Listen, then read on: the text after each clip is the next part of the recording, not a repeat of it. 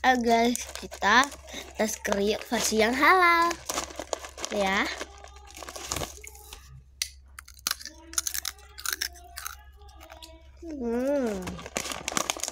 Adik aku juga ikut ya.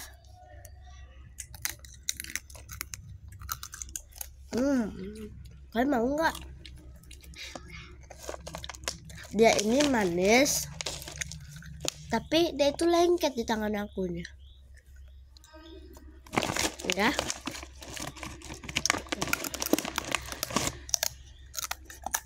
Agak ada asam-asamnya gitu. Ada minyaknya nih, ada minyaknya. Tunggu kalian.